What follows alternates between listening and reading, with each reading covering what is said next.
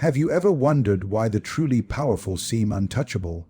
Why no matter what happens, they rise higher while others fall apart? Today, we reveal the one dangerous trait that separates rulers from the ruled. This is not a feel-good truth. It's a cold, calculated insight from the mind of Machiavelli himself. Learn it, or remain vulnerable forever. You believe the heart is noble. That emotion makes us human. That empathy is the virtue of the strong. But you've been taught wrong. You've been weakened by teachings meant to domesticate you. Let me tell you the truth no one dares to say aloud. Emotion is the first enemy of power. The man who leads with his heart bleeds by his own hand. The moment you let your emotions guide your decisions, you surrender control. And once control slips from your fingers, it is only a matter of time before someone else picks it up and uses it against you. The truly powerful are not heartless. They are governed by a higher principle, calculated coldness. They feel, but they do not act on those feelings, not without first dissecting them, weighing them, crushing them into dust, and only then deciding if any action is strategically useful. Consider the king who loves his brother, but knows that same brother harbors ambition. If he acts out of love, he risks his throne. But if he acts from calculation, he tightens his grip on power. The weak ruler hesitates. The strong one already has his brother's movements watched, and perhaps poisoned. This is not cruelty, this is survival, because the world is not filled with friends. It is filled with rivals hiding in smiles, enemies dressed in loyalty, and alliances that shift with the wind. In such a world, you cannot afford to feel too much, too soon, or too deeply. Emotion is a blindfold, and power is a blade. One misstep in the dark, and you are finished. Now ask yourself, how often have your emotions betrayed you? How many times have you forgiven when you should have cut off? How many times have you delayed because you felt bad? How many times did mercy lead you straight into manipulation? The powerful man does not let emotions steer the chariot. He keeps it chained, gagged, and silent in the back of his mind. He watches the battlefield not with passion, but with cold, exacting eyes. He does not act out of rage when insulted. He waits. He gathers leverage. He chooses the moment when his enemy is weakest. Then he strikes, not to wound, but to erase. Because reaction is weakness, calculation is dominance. You see, when others act out of emotion, they become predictable. Anger makes them loud. Love makes them blind. Guilt makes them weak. But the calculated man is unreadable. You never know what he is thinking. You never know what he truly feels. And that terrifies people. It gives him the upper hand before the game even begins. He may smile. He may weep at a funeral. He may toast at the wedding of an enemy's daughter. But behind his eyes, the mind is always working, plotting, measuring, waiting. Because the truly powerful do not let the heart speak louder than the mind. Power is not about strength. It's not about shouting louder, hitting harder, or standing taller. It is about controlling perception. It is about making others believe what you want them to believe while you quietly execute what they never see coming. You were raised to be honest, conditioned to tell the truth, taught that sincerity builds trust, and trust builds relationships. That's a lovely fairy tale, but it has no place in the kingdom of real power. Because in the real world, trust is a liability, and honesty is a weapon your enemies will turn against you the moment you show them the truth. The truly powerful understand this. They do not confuse truth with transparency. They reveal only what is useful, conceal what is dangerous, and fabricate what is necessary. They wear masks, not because they are afraid, but because they know that a mask gives you more freedom than a naked face ever could. If you want to move freely in a world full of wolves, you must learn the art of deception, not as a trick, but as a core strategy. It is not enough to simply lie. That's the work of amateurs. Masters of power know how to bend truth until it becomes a weapon. They know how to tell a truth that serves a lie. They understand how to hide their ambition behind humility, how to cloak their vengeance in politeness, and how to turn silence into suspicion without saying a word. People are not moved by facts, they are moved by appearances. They are led by what they think is real, not what is real. And if you can control what they see, you can control what they do. This is the key to domination, not brute force, but the manipulation of perception. Imagine a man who appears kind, loyal, and incapable of betrayal. His enemies lower their guard, they speak freely around him, they underestimate him, and then, just when they feel safe, he strikes without warning. Without mercy, the mask falls and the true face is revealed only after it's too late. This is not treachery, it is tactical brilliance, because every move you make in public must be deliberate, every smile, every silence, every gesture designed to hide your intent. The truly powerful reveal nothing. Their words are layered, their actions are rehearsed, their weaknesses are invented, and their real thoughts are locked behind 1,000 doors. When you speak, make people question what you meant. When you act, make them wonder if it was sincere. When you express emotion, let it be calculated, not genuine. Because if people can predict you, they can control you. But if they never know what you truly want, they will be too afraid to stand in your way. The powerful do not announce their moves. They distract with one hand while the other strikes. They pretend to lose interest when their desire burns hottest. They build alliances with people they plan to destroy. Not because they are evil, but because they understand that deception is not a sin in the game of power.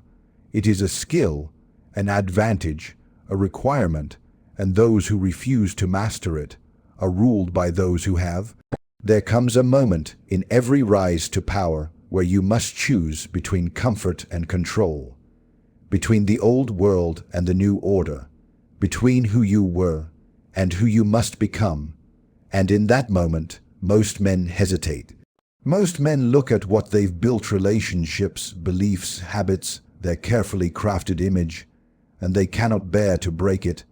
They cannot bring themselves to burn what no longer serves them, so they stay weak, caged by their own creation. But the truly powerful, they destroy without remorse. They understand that everything, even their own foundations, must be sacrificed if it stands in the way of dominance. They know that growth is not peaceful. It is violent. Transformation is not beautiful. It is brutal. You cannot rebuild until you've cleared the rubble. And sometimes that means setting fire to your past, not out of hatred, but out of necessity. You think strength is in holding on. That's what you've been told. But holding on is the chain that binds you to mediocrity. Real strength is in letting go, in knowing when something has outlived its usefulness. When a friendship is no longer loyal, when a belief is no longer true, when a system no longer works, and tearing it down with your own hands before it collapses under you, you must become the destroyer of illusions, the executor of dead weight, the architect who raises the old temple not in madness, but in vision, because you see what can be built in its place. The truly powerful look at a crumbling alliance, a failed plan, a fractured identity, and they do not mourn. They do not cling, they dissect, they dismantle, they make room. Think of the man who refuses to change his strategy because it once brought him success. Now he watches it fail again and again, but his pride won't let him adapt. He's chained to his former glory, and in that nostalgia he dies slowly. Power does not care what worked yesterday. Power only answers to what dominates today. This is where most are broken. The weak attach themselves to comfort. They protect their ego like a dying king guards a rusted crown, but the strong burn their ego first.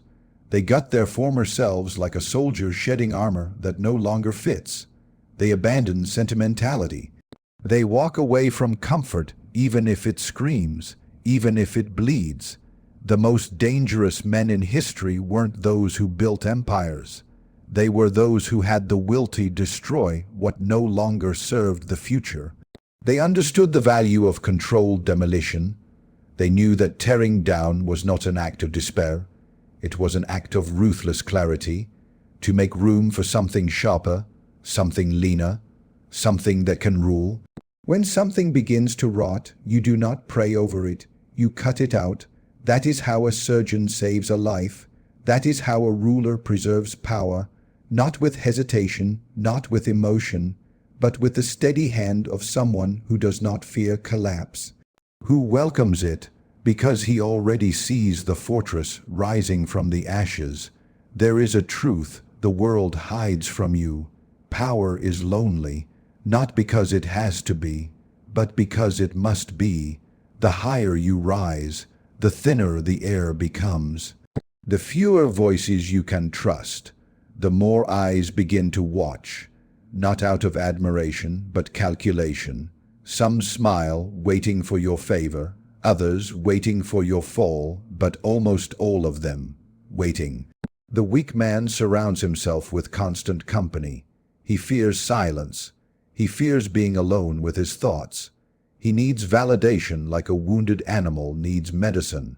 But that need makes him predictable, soft, exposed, and the moment someone offers him attention, he becomes loyal, not out of principle, but out of desperation.